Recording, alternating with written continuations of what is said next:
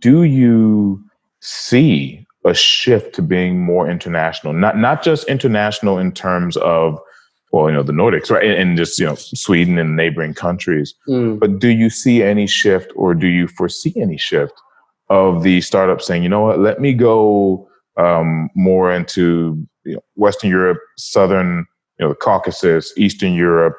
Or do you think it's really still kind of at the same level?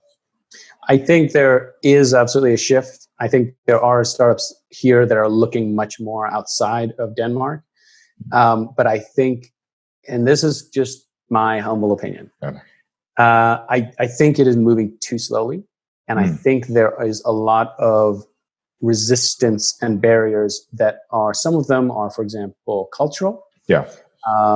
It is a kind of small community and country that is used to doing business kind of on its own terms. They've had historically a lot of successes in terms of there are a few kind of pillar companies here that are a big deal, like Maher, Lego, which is a smaller company but still has a lot of brand equity.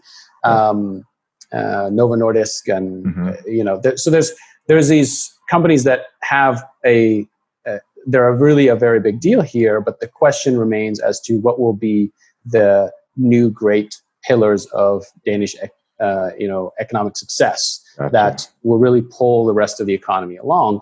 They will likely look very different. They will require really a different level of internationalization and international outlook. And it's very interesting. A friend of mine, she told me that actually, and she reminded me that Denmark really is a high trust society.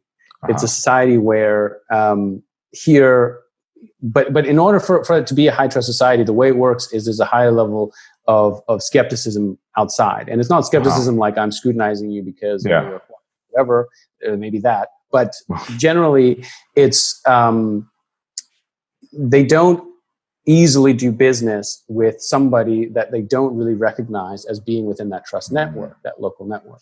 And once you get in, it moves much quicker. It's much easier to make introductions. It's much easier for you to meet other people once now you kind of have found your way into that trust network. And that's very common, I think, throughout the Nordics. They are really built on these. It's very high level of trust. They're not going to like overly scrutinize you once you're part of that group. It's sort of like, okay, you're here, you deserve to be here. That's good. Now let's kind of see how we can do more business or kind of increase, whatever it is that we're doing. But if you just show up, they're like, I don't know who you are. I don't know anything about you. I don't know. Give me some references. Yeah, exactly. Like I really need, and there will be a lot of scrutiny. It will be a lot of scrutiny. And I think that can be a barrier. That's a difficult thing.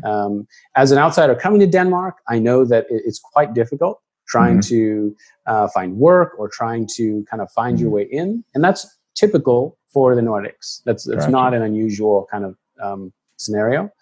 And I think that can be that can really hold them back when it comes to creating those types of organizations. If you look at a Silicon Valley, there is this sort of mentality that at least the way it should be is that you shouldn't care to be about like, do you have what I'm looking for? Do you have the skill set? Blah, blah, blah. Can you do this? Yeah, it's not do I like you? It's can we work together? Can we help each other?